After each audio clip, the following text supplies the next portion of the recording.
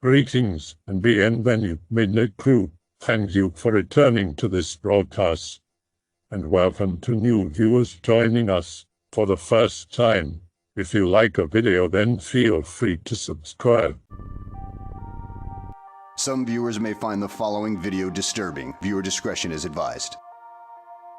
This broadcast is a narration of the events that led me to my current fate, mixed with what will likely be my last thoughts. I'm doing this as a way to pass the time and keep my sanity as my end nears. Though there is a chance someone will pick up this broadcast, it's highly unlikely, and even if they did, they likely won't have time to save me, or for that matter, even recover my body. God help anyone who does find my body. I was part of a deep-sea diving team, contracted by a government organization to salvage what we could from a crashed research vessel. Me and the rest of my team arrived via boat to the coordinates where the ship was located. There were 6 of us. The head of the operation, Charles Milton, and our boat's captain, Sam Flint, would stay topside, whereas me and 2 of my colleagues, who were named Frank Johnson and Edward Clinton, would spend the next 3 hours scouting around the crash site. We were just supposed to be looking for now. After the initial search, we would restock on air, then start moving what we could topside. We started to realize that something was wrong on our way down. Johnson did, at least. About a half-mile from the crashed ship, he pointed eastward, saying he could see something off in the distance. I looked to where he pointed and thought I could see something. It seemed to be a massive shadow with a vague dark green tint. It was miles off, barely within seeing range. I shrugged it off when Clinton informed us that we were just above the shipwreck. I wish to God I had backed out at that point. No amount of words can emphasize that enough.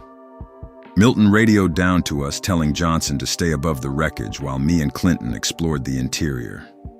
This plan, in retrospect, seemed like a bad idea. If something were to happen to both of us, Johnson couldn't pull us both up. I didn't question it at the time because I was too preoccupied with the condition the ship was in. According to the mission briefing, supposedly the last transmission from the crashed vessel suggested that it was caught in some form of a whirlpool. What I was looking at, though, suggested otherwise. There were holes in its sides. They weren't the normal type of holes you would suspect from a shipwreck. They were clean. They went from one side to the other. They were nearly perfect circles that cut straight through multiple layers of the ship's metal hull and walls. As me and the others approached the ship, I noticed a substance on the edge of the holes. I reached out to touch it, but I realized it could be acidic. Johnson called Milton and updated him on our situation. He said to go ahead and continue the mission. While they spoke, I locked eyes with Clinton for a brief moment. I could see he shared my trepidation. As planned, Clinton and I entered while Johnson waited outside. The 2 of us split up inside but kept semi-close. We moved through the halls together. He checked the rooms on the right, and I checked the rooms on the left. There wasn't much to find. As we made it towards the cargo bay, I noticed something. This shipwreck seemed old. It looked semi-modern, but the metal was rusting. Most of the wooden or organic objects, like the occasional houseplant or wooden crate, were practically incinerated. I could barely recognize them. According to the mission brief, this boat had only crashed a couple days ago. Judging by the level of decay, I would say it seemed to have been at the bottom of the ocean for several years at least. I kept my mouth shut about it when Clinton radioed Johnson to inform him of our progress. Clinton said that all we had left to scout out was the cargo bay. While they spoke, I noticed a sense of worry in Johnson's voice. I also got the impression that he was focused on something else aside from us. When I asked him if something was wrong, I was shocked to get a response from Milton up topside. He told us there was nothing to worry about and to keep going. We arrived at the doors to the cargo bay, which were already open, and I noticed something odd about them. There were dents on them, like something had pounded against them. Upon closer inspection, I began to see scratch marks on them. I began to radio Clinton, but he radioed me, informing me that there was something that I needed to see. He was standing on a staircase that led to the cargo hold while looking downward. I entered the cargo hold and stood next to him. I looked at what he looked at and was shocked. The floor of the cargo hold was littered with bones. They were decayed and green from rot, partially submerged in mud. Several realizations at this point began crashing down on me. I now realized that despite being in a crashed ship, we hadn't seen any bodies.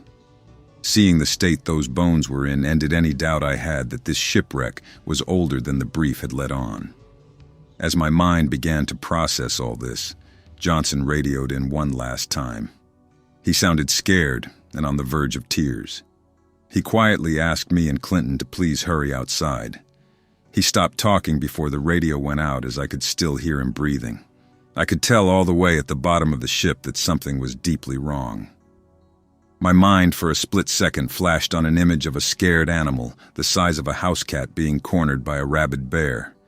Clinton and I exchanged brief glances, then turned to leave the ship. During our way up, we tried to radio Johnson to no success. Right as we made it to the top floor, I radioed Milton and Flint. I picked up a signal from them. I'm still not sure if I regret doing so. They were struggling. I could hear one of them screaming that it was all around them. Panic set in as I heard one of them say something along the lines of, "It's too late. We should just leave them. We got to get the hell out of here." It took a moment for what they said to sink in, and when it did, I panicked. I said to Clinton that we needed to hurry and get back to the boat before it was too late. But as I swam to exit the ship via one of the massive holes I mentioned earlier, Clinton grabbed my arm and pulled me back. I asked him what the hell, and he told me to look while pointing out the hole I was about to pass through. The water outside was getting darker. It was doing it quickly, too. In a matter of seconds, the hole leading to the sea outside was pitch black.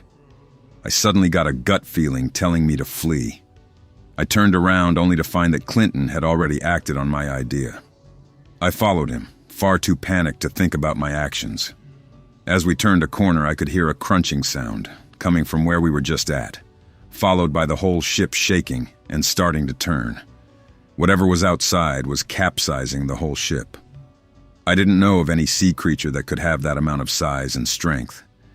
I could see Clinton ahead of me, turning a corner to the side of the ship opposite of the one where we saw the darkness, and my heart sunk when I saw him stop and back up slightly.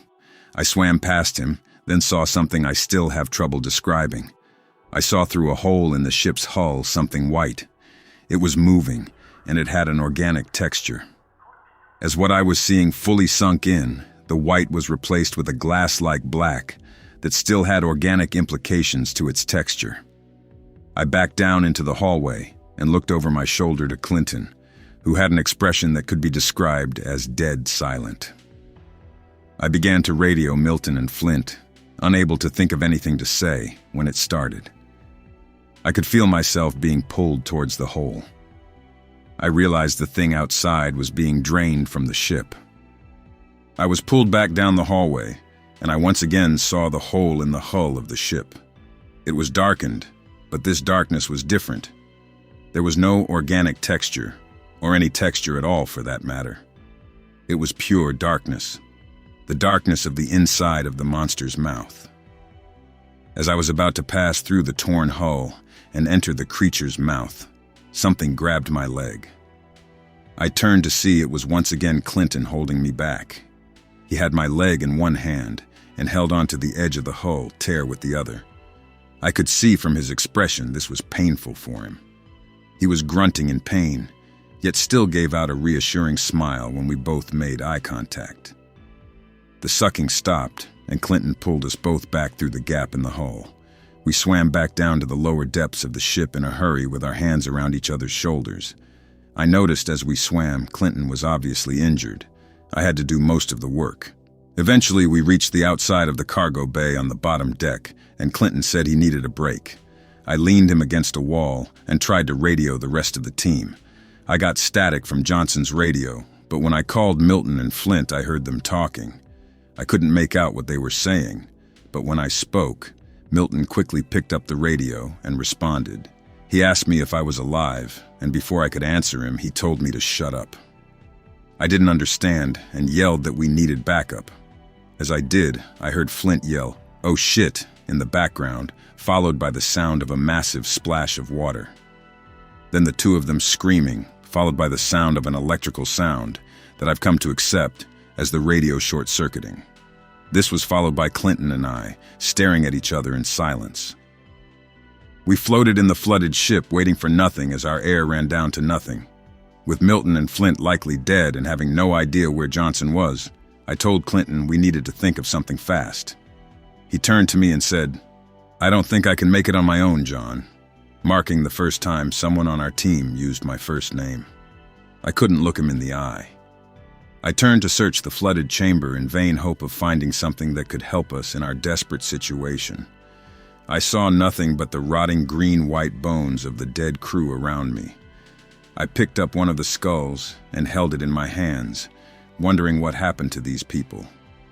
Was it the creature outside that sank this ship, or was it something else? As that thought crossed my mind, what I can only describe as a vision flashed before my eyes. I saw a man. I knew somehow the skull I held in my hand belonged to the man. I saw him standing at a table while another man, who seemed to be the captain of this ship, spoke to both him and several others in attendance. The vision was silent. People moved their lips as if to talk, but no words came out. Somehow, though, I knew what they spoke about. They spoke of how the ship they were on, the one I was currently trapped in, was lost at sea. It had been lost for several days. They had no food or fresh water and had not eaten for several days. They were going hungry. An argument seemed to break out between the captain and several people in attendance. As this happened, though, the vision switched to a different and far more gruesome scene. The man whose eyes I was seeing through walked the halls. He stopped suddenly and peered around the corner as if afraid. What both he and I saw was revolting.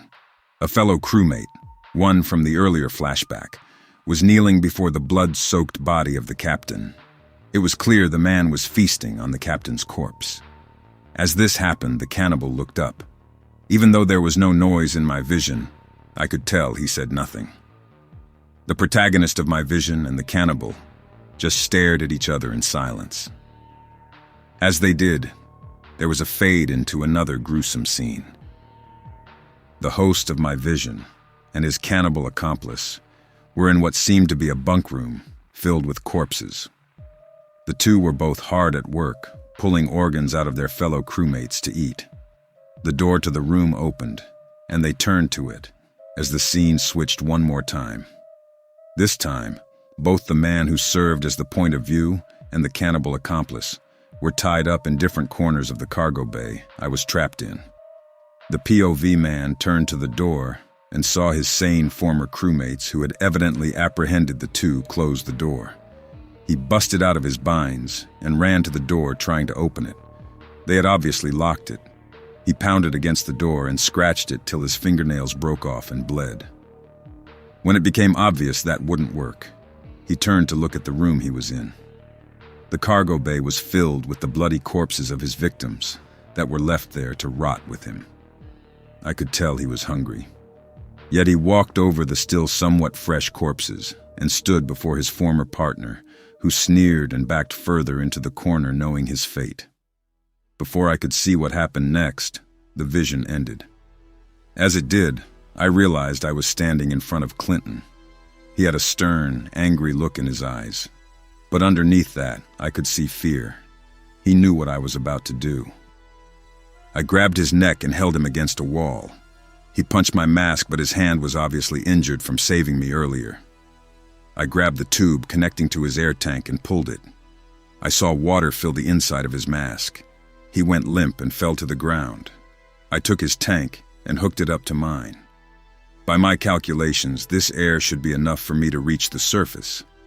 As I exited the room, I looked at Clinton's face one last time. He was leaning up against a wall. His mask began to crack, and I could see a look of anger on his face. Underneath, though, I could see hurt. Not until now, though, when I remember my actions, do I feel the pains of guilt and sorrow over them.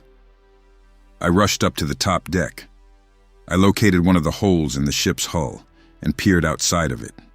There was no sign of the creature.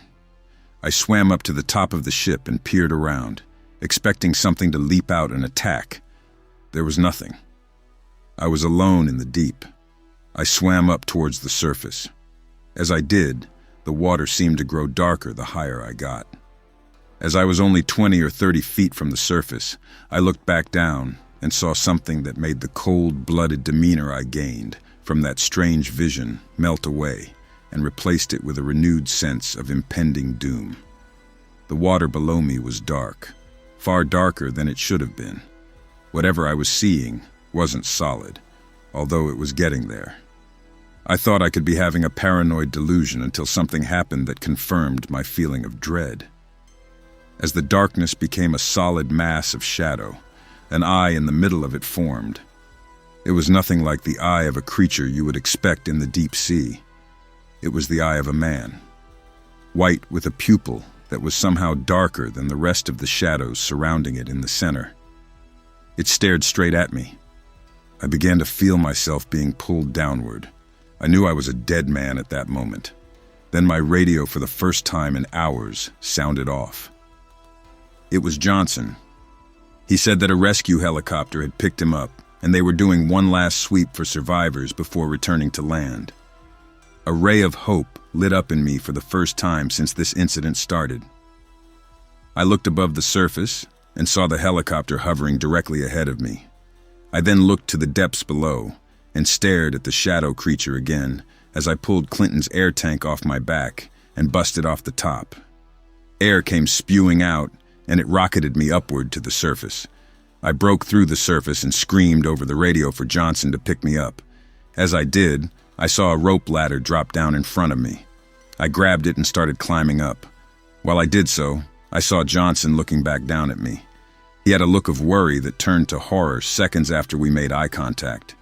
I turned to see what he was scared of, and before I could, something wrapped around me. I was pulled off the rope ladder and back down into the water. I realized I had a tendril of some sort attached to me. I punched it and kicked it as it transformed. The tip of it split into two parts that slowly took the shape of arms. Then from between the two arms emerged a head and torso. The form the tendril had taken was pitch black, solid shadow, like the rest of the creature, but it had a distinct shape to it. I knew somehow it had taken the form of Clinton.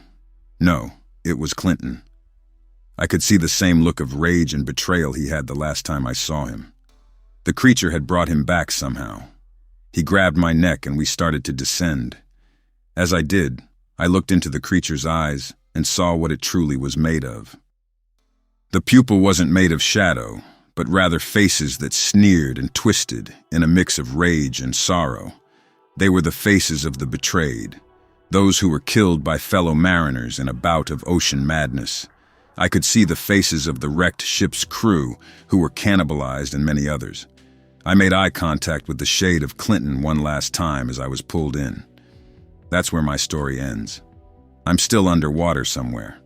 I've spent hours swimming in all directions only to find darkness.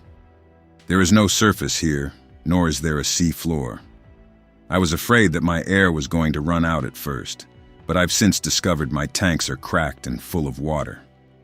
I see things in the darkness sometimes, though.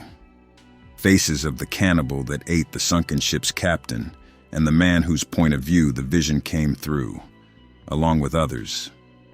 Although I've started to see other things now. From time to time, I see images of that shipwrecked research vessel and the surface above it. I suspect a new investigation of it is going to be underway soon. I grew up on Brighton Beach, Brooklyn. Of course, my parents loved the beach, and I did too. Used to swim with my eyes open as a kid, even while diving. Spending a week with family this summer in Miami. Go on a deep water fishing trip a couple of miles off of Hallandale. We stop for lunch. And after a while, I get the bright idea to go for a swim. The water was such a beautiful blue, I couldn't resist. Dive off the front of the boat and just let myself indulge in the vastness. Then, as I look down, the deep darkness below me just spooks the shit out of me. Surface and swim as fast as I could to the boat instinctively. Guess my reptilian brain wasn't taking any chances. LMAO. I will tell my story of how I lost my soul. It was on a beach where I used to play as a child, and I come here every June to remember the good times. I always heard stories about cloud-like creatures that eat human flesh coming from the sky on rainy days. As a child, I used to be scared about it, but when I grew up, these myths just became a shadow of good days. I was driving on a road near the sea, and as I was looking at the dark gray clouds, I thought that rain was near.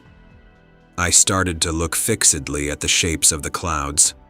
I saw what seemed to be an arm made of clouds that quickly made my mind remember the old stories. At first, it made me a bit happy and nostalgic, but then I saw a cloud with the shape of a deformed skull. My first emotion was an irrational fear, almost panic. I noted that my body hair was standing on end, and my first thought was to drive as fast as possible away from those evil clouds. But I didn't. Hell, why didn't I run away? I ignored my instincts and reminded myself that it's just a cloud. I was still afraid, but kept driving for 5 or 6 minutes, and the faces appeared more condensed and in greater quantity. I became even more afraid. My body was trembling, and then my car simply stopped on the road. I saw the clouds getting body parts, connecting arms with torso, torso with heads, until these unnameable creatures of clouds abandoned the sky and started walking on the sea, relatively close to the beach. At this time, I was totally in panic, but the creatures seemed to have something magical that made me open the door of my car and stop on my feet staring at them. I saw their empty eyes staring fixedly at me as they got closer and closer. I still couldn't move, and the creature stopped near me and touched my head with its wet hands, if we could call them hands. After that, I lost consciousness, and when I woke up, I was in a hospital. The doctors said that I hit my head on a rock, but I know what happened. It looked like all happiness in the world disappeared. I became fully depressive, tried to die many times, but every time I survived. It's like my brain makes me survive. I have dreams every night about the creatures. They speak in a strange language, but I can understand. They say for me to go back to the beach. They say that they could help me. I don't know, June is near. Maybe I must go back and see what the creatures want. Around 11 years old. Went to the Lake District, UK with friends and parents for a week. Day 2, messing around on jet skis and boats. Hey Anon, let's all jump in the pitch black water for a swim. Nope. Oh, Simon Anon, don't be scared. Nope, nope, nope. The parents then decided I was being a prude, so they tried to throw me overboard. I clung onto a metal bar near the steering wheel, while 3 dads and a kid tried to prise me off this metal bar. Wasn't gonna happen. There was no fucking way I was going in that shit. Oh, just leave him. He's gonna wreck the boat. Keck, I fucking would have too. Today was quiet. While this may be normal for where I live, today was different. Almost like everyone was hiding or they had all decided to go out of town at the same time. Nevertheless, I strapped on my boots. If I've got nobody to talk to, I might as well take a quick stroll down the beach. It was rather foggy outside as well, but since I had nothing better to do, I figured I might as well. As I'm walking, I spot something in the distance. A whale has washed ashore. I break into a light jog as I move in to investigate. From where I can see, it seems to be a sperm whale, which usually stays out in deeper water. I wonder what could have brought it so close to shore. As I get closer, I notice something odd about the whale. Its fins had been torn off and it's covered in scars. They raced down its body as if someone had taken a massive fork and raked it across the gentle giant.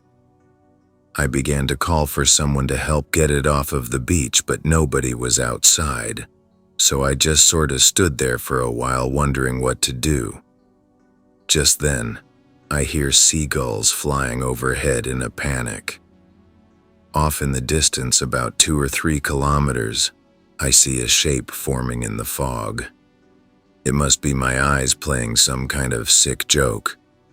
The shape seems to rise far above the clouds, and though I cannot make its shape out clearly, it seems almost humanoid. But something about its shape, its proportions. It doesn't make sense, it's strange, and I do not know if I am capable of describing it here. It seemed to be moving closer inland, and moved too fast for something that big. As it came within a mile of the shore, I could see it more clearly now. It was some wretched titan spawned from the darkest nightmares of some psychotic person. Its head stretched far into the clouds, and I know not the look of its face, but I could feel its piercing gaze. It seemed almost judging me. Its arms were tiny, not even large enough to be called arms, and its flesh seemed to be made of writhing black worms. Its legs were thick and round, like massive charcoal trees, and around it was a ring of at least 2-story-high tentacles, squirming about, and grabbing anything unfortunate enough to get caught in the abysmal colossus' path, and pulling them under the waves. I snapped out of the trance I was in, and began to run farther inland. All the while the tide seemed almost to chase me. I barely made it up the bank of rocks that separated the shore from the roadway before the waves slammed against them. As I'm running, something clicks inside my head. It is futile to run. He will just catch me no matter where I run or hide. The beast of the depths finds all it seeks. So I turn towards the mass of black and stand ready for it. It might have been /X/or/TG/ can't remember which, but there was an amazing deep-sea horror thread where some anon explained the biology of many deep-sea predatory organisms. See, at that depth, there's very basically no light and it's freezing cold. Creatures need to conserve energy, so most things rarely swim. They're just gaping maws in the darkness. Hell, there's a species of anglerfish with the lure inside the mouth. Mercifully, however, these creatures tend to be quite small because, again, lack of light and heat calls for extreme adaptation. This manifests in a number of ways. One is extreme sexual dimorphism. The males are almost always little less than floating testicles waiting to find a female. He latches on and essentially just becomes part of her body. There's one particular fish called the stoplight loosejaw eel. It's almost perfect. It has a wonderful evolutionary adaptation behind its eyes, an organ that emits red light. In the darkness, red light is the first color to be absorbed. As such, nothing down there can see red light, nothing except for the stoplight loosejaw. It hunts with a perfectly invisible spotlight nothing else can see. The loosejaw part? It has developed a flap for a bottom jaw, a mere skeletal surrounding with teeth that gapes open, held with a few strands of muscle. It's a skeleton-faced sea monster that sees with invisible light. The other biological adaptation common to nearly every creature down there is the elastic stomach. Food is rare down there, so you get whatever you can get, even if it's several times bigger than you. There is a species of eel called a gulper eel that lives down there and is almost nothing more than an open stomach with a tail. Gulpers have been found with substantially larger things in their stomachs. It will consume a fish so big that the meal begins decomposing within its stomach. Sometimes the meal is so big the stomach bursts open. fuck everything down there.